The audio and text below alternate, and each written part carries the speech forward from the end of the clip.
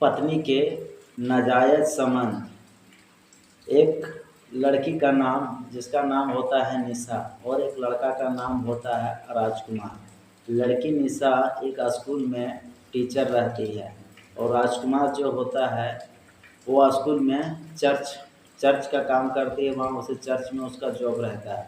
तो राजकुमार और निशा एक दोनों की शादी हो जाती है। शादी होने के बाद दोनों का परिवार अच्छा खासा चल रहा था। लेकिन दोस्तों, परिवार में कब किसके यहाँ कब कैसा मोड़ आ जाए ये कोई नहीं बता सकता है। ऐसा ही मोड़ निशा और राजकुमार के जीवन में आया था। दरअसल निशा जो था, निशा की शादी हुए करीब 10 साल हो गए थे। 10 साल में राजकुमार और निशा के एक बेटा और एक बेटी थी। राजकुमार की पोस्टिंग उत्तर प्रदेश के ज़िला जहाँ पर उसकी पत्नी स्कूल में जहाँ पढ़ाती थी वहाँ से करीब 23 किलोमीटर की दूरी में थी। तो निशा अपने घर के सामने ही स्कूल में पढ़ाती थी, जबकि उसका पति अपने घर से 23 किलोमीटर की दूरी में जाता था। तो धीरे धीरे ये दोनों का रिश्ता करीब 10 साल तक तो बहुत अच्छा चला। लेकिन इन दोनों के रिश्ते में एक जहाँ निशा पढ़ाती थी वहीं पर उसका प्रिंसिपल का एक भतीजा लगता है जिसका नाम था अर्जुन। वो देखने में काफ़ी खूबसूरत और स्मार्ट लग रहा था। तो धीरे धीरे निशा और अर्जुन एक दूसरे की पसंद करने लगे।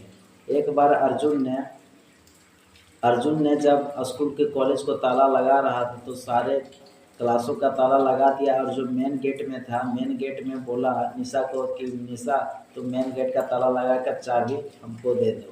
उसके बाद जब मेन गेट का चाबी लगाने के लिए दे दिया तो निशा ने अर्जुन को देखकर मुस्कुराते हुए बोला। फिर अर्जुन ने उससे बात किया, दोनों में आपस में एक दूसरे से वहाँ बातचीत हुई। फिर निशा ने अर्जुन से बोला कि तुम कभी मेरे घर भी आया करो। तो अर्जुन ने मान गया। उसका पति वहाँ से 23 किलोमीटर की दूरी में चर्च में पढ़ाई करता था। वह हफ्ते में 2 या 3 दिन घर आता था, बाकी दिन वहीं रुक जाता था। तो निशा ने जब अर्जुन को बुलाया तो अर्जुन अगले दिन जब दरवाज़ा खोला निशा ने, तो अर्जुन को दरवाज़ा के सामने ही पाया गया। जब निशा ने अर्जुन को देखा तो वो बहुत खुश हुए। फिर निशा ने अर्जुन को बोला कि अर्जुन आप अंदर आए। अंदर आने के बाद उसे कुर्सी में बिठाया गया। वहीं पर सोफ़ा था, उस सोफ़ा में बैठने के बाद निशा तुरंत किचन रूम में गए और वहाँ चाय बनाने लगी। चाय बनाते हुए चाय बनाकर जब उन्होंने अर्जुन के पास आया और अर्जुन को चाय पिलाई तो अर्जुन ने चाय पीते हुए बोला कि वाह, काफ़ी वेरी टेस्टी चाय है। इसमें निशा हंसने लगी। बोला कि अर्जुन ने कहा कि तुम बहुत अच्छी चाय बनाते हैं। तो निशा ने हंसकर जवाब देते हुए कहा कि मैं सिर्फ चाय ही नहीं बल्कि जितने भी काम करता हूँ वो बहुत अच्छी तरीके से करता हूँ। तो फिर निशा और अर्जुन जो है एक दूसरे में बातचीत होते होते ये दोनों में एक दूसरे का ऐसा लगाव हो गया कि दोनों चोरी छुपे एक दूसरे से बात करते थे और एक दूसरे से मिलने आते थे। लेकिन फिर दूसरा दिन जब निशा ने अर्जुन को बुलाया और उसका पति जब वहाँ से काम करके आया, चर्च से जब काम करके घर लौटा, तो उन्होंने देखा कि निशा अर्जुन को चाय पिला रही है। और इस बारे में जब राजकुमार को पता चला तो राजकुमार ने निशा को कहा कि अर्जुन जो है वो उसका बिहेवियर अच्छा नहीं है, वो अच्छा लड़का नहीं है, आप उससे जितना हो सके दूरी बना के रहिएगा, इसी में आपका फ़ायदा है। तो निशा ने राजकुमार से कहा कि वो मेरे स्कूल में प्रिंसिपल साहब का भतीजा है, मैंने उसको चाय पिला दिया है। आता आप घर पर नहीं रहते तो थोड़ा अपना बेटा और बेटी का देखभाल करता, थोड़ा साग सब्जी ला देता है, तो इसमें वो क्या गलत करता है? हम दोनों के बीच में ऐसा कुछ भी नहीं है। ऐसी बात निशा ने अपने पति राजकुमार से कहा।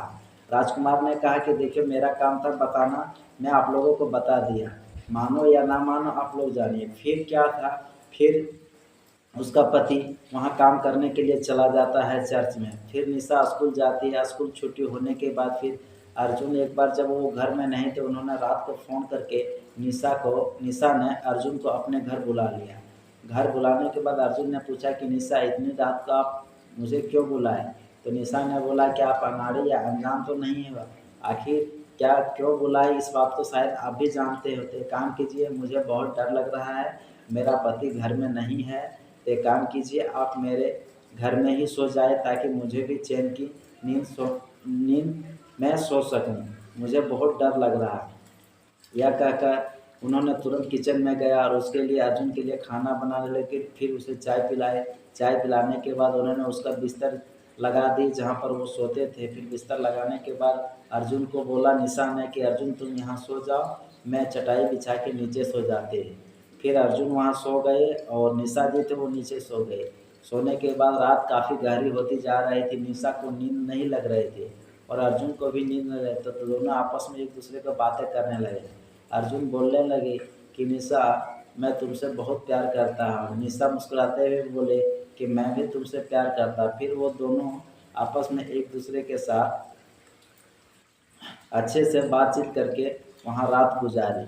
अब इसी तरह से वो लोग जब भी उसका पति राजकुमार घर में नहीं रहता था तो वो दोनों आपस में एक दूसरे इसी तरह से रात गुजारते थे।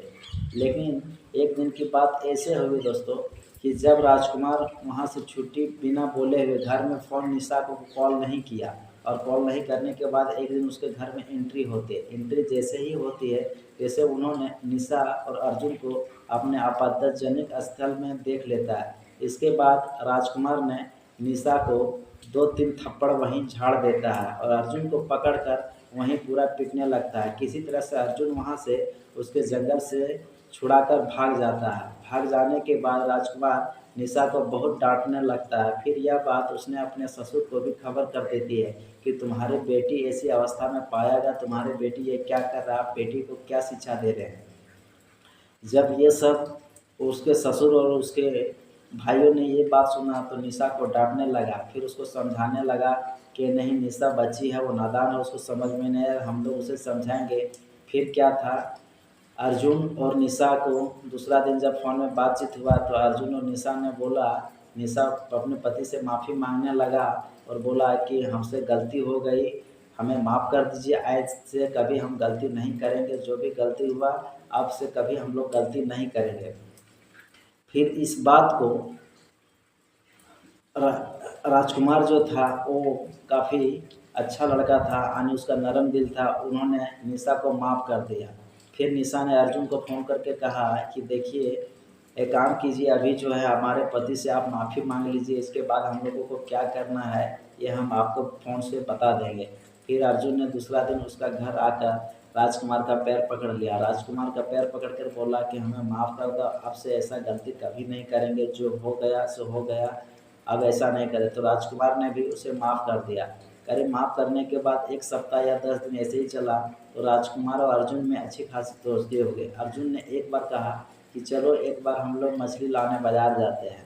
जब मछली लाने दोनों बाज़ार जाते हैं तो बाज़ार के एक सुनसान रास्ते में गाड़ी को रोक देता है। गाड़ी को रोकने के बाद अर्जुन ने राजकुमार को जेब से चाकू निकाल कर राजकुमार की वहीं हत्या कर देता है। हत्या करके इतनी बेरहमी से हत्या करता है कि उसकी हत्या करके उसका लाश को खेतों में फेंक देता है और जब खेतों में फेंकता है तो उसके बदन में खून की छींटें होती है।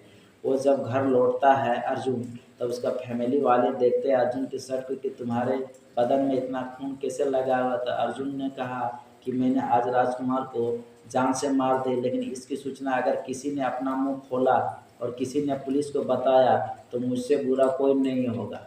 तो उसके फैमिली वालों ने किसी को यह बात नहीं बताई। फिर अर्जुन जो था वो अपना कपड़ा बदल कर नए कपड़े को पहन लिया।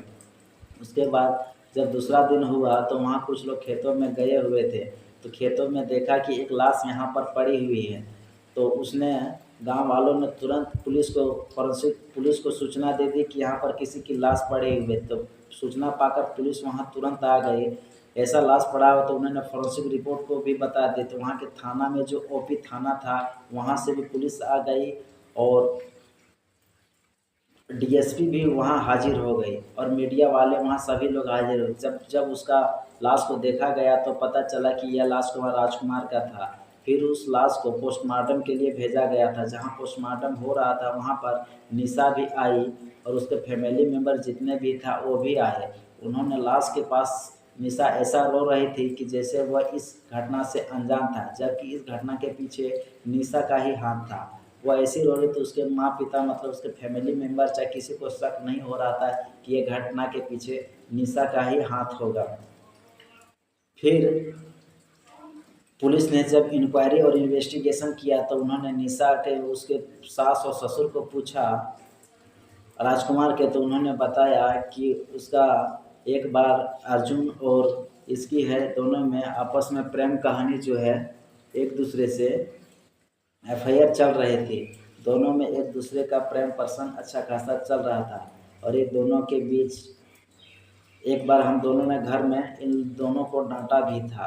कहीं ये हो नहीं सकता कि कहीं अर्जुन ने ही इसका खून किया, लेकिन यह कन्फर्म कर पाना मुश्किल था। पुलिस जब इस फोरेंसिक रिपोर्ट से टीम आया और वहाँ से जब उसकी लाश का मतलब वहाँ से जांच आया तो इन्होंने बताया कि उसके जेब में 100 रुपया पैसा मिला था। उन्होंने बताया कि यह हत्या आत्महत्या नहीं बल्कि किसी ने मार कर घटना की। जब फिर पुलिस ने निशा और अर्जुन को अपने कटघरे में थाना बुलाया, थाना में थोड़ा सख्ती दिखाया तो दोनों ने अपना जुर्म कबूल कर दिया। दोनों ने बता दिया। फिर उसे धारा 302 301 के तहत पुलिस वाले ने उसे जेल में डाल दिया। जब जेल में डालने के बाद निशा के सास और ससुर सोच रहे थे और उसकी माँ भी सोच रही थी कि काश मेरे घर में, कभी सोच ही नहीं सकती थी कि मेरा बेटी ऐसा कभी कर सकती थी। उन दोनों में बहुत अच्छी बेटी मेरी थी, ऐसी उसकी सासू माँ और उसकी माँ सोच रहे थे। लेकिन वक्त ने दोनों का ऐसा पलड़ा पड़ा कि दोनों को जेल की सलाखों के पीछे डाल दिया। तो दोस्तों, ये कहानी से हमें ये सीख मिलती है कि हमें एक दूसरे, कभी भी पति और पत्नी के बीच में हम लोगों को किसी तीसरे मर्द की एंट्री नहीं होना चाहिए।